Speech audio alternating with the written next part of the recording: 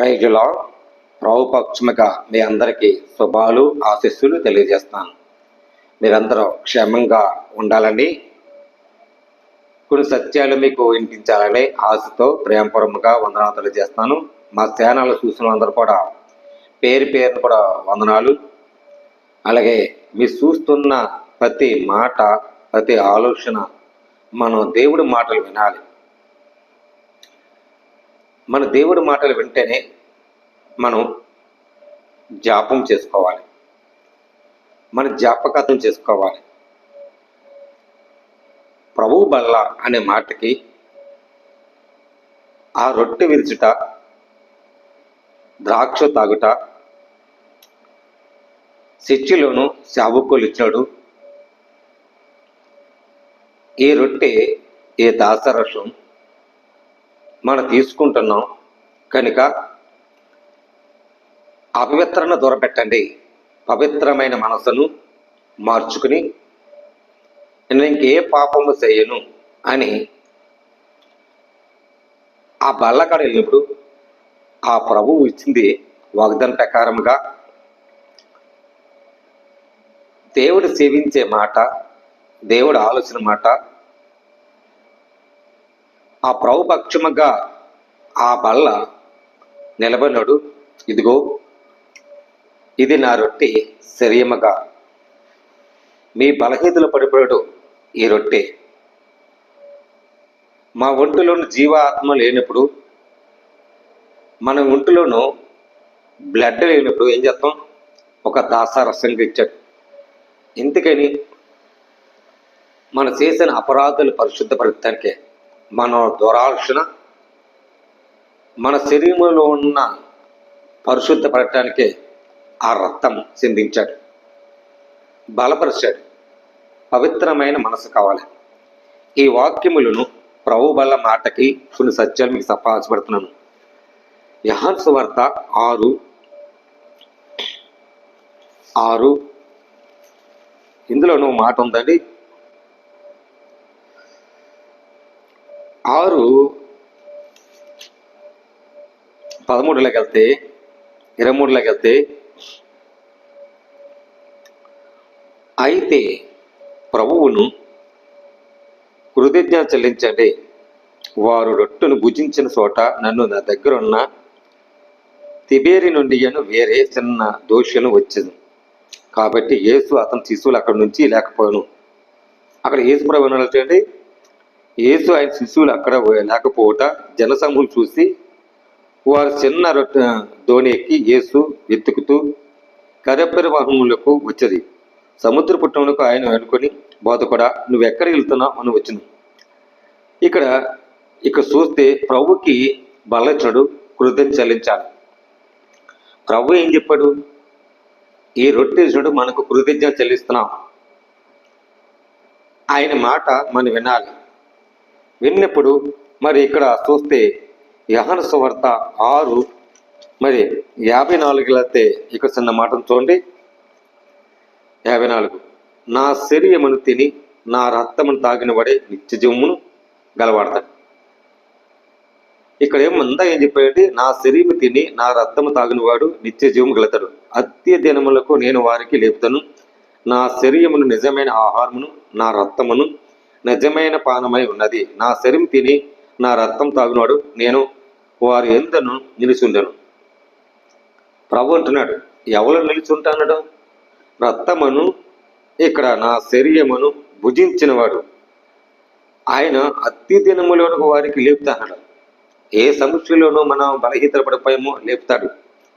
ఆయన అన్నాడు, తండ్రి మూలముగా జీవించినవాడు నన్ను తినువాడు మూలముగా జీవిస్తాడు. తండ్రి కోరుకున్న ఇదే. దాసరసిచ్చుడు పవిత్రమైన బంధముతో, పవిత్రమైన అది ఒక దాసారసంగా రొట్టి దేవుడు ఇచ్చినప్పుడు మనం జ్ఞాపకం చేసుకోవాలి. ఎందుకు జ్ఞాపకం చేసుకోవాలి? అది చాలా జాగ్రత్తగా పవిత్రమైనదని, మన ఏ పాపము దోషం చేయకూడదని ఉండాలి.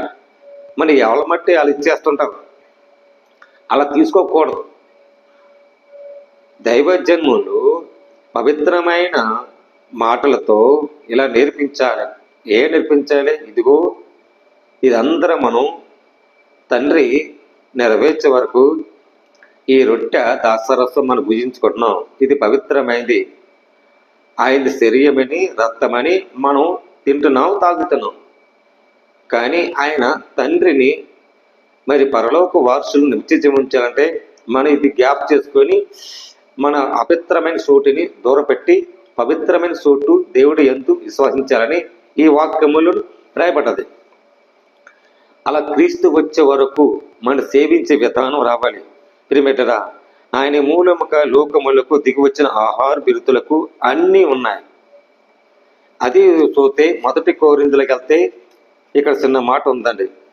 1 కొరింథీ 11:7 వెళ్తే, కాబట్టి ఎవడు ఏక్యములుగా ప్రభు యొక్క రొట్టె తినను లేక ఆయన పాత్రలు తాగును వారు ప్రభు యొక్క శరీరం గుర్చి రక్తం గుర్చి అపరాధములకు కాబట్టి ఉండును. మన దేవుని ఎందు ఉండాలి, విశ్వాసము ఉండాలి. యొక్క రొట్టె తినను లేక ఆయన పాత్రలు తాగును వారు ప్రభు యొక్క శరీరమును గూర్చి రక్తమును గూర్చి అపరాధములు కాబట్టి ప్రతి మనుషులు తను తాను పరీక్షించుకోవాలి. మన హృదయములు ఏముంది? మన హృదయాలు ఏం పాపం ఉంది? మన హృదయాల అంతరాత్మ ఏముంది? మనం ఏం చేస్తున్నాం? ఈ రొట్టె ప్రార్థిస్తున్నాం, ఈ శరీరమును మరి ఆయన మన బలహీనతలు పడిపోయిన ఒక రక్తగా మార్చి మనం ఇది తాగుతున్నాం కాదా? ఆయన మన కోసం త్యాగం చేశాడు కాదా? ఆయన మన కోసం ఎంతో విజ్ఞాపన చేశాడు కాదా?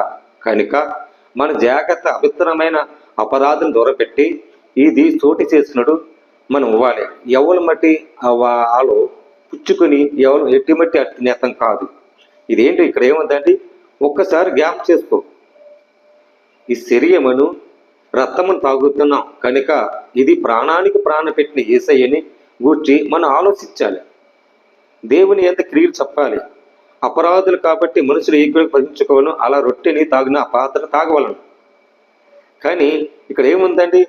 మరి అపరాధములు ఉంది. అపరాధములు అంటే చాలా మంది కూడా అపరాధములు పడిపోతారు. అవి దూరం పెట్టడం. ఒక్కసారి జ్ఞాపకం చేసుకోండి.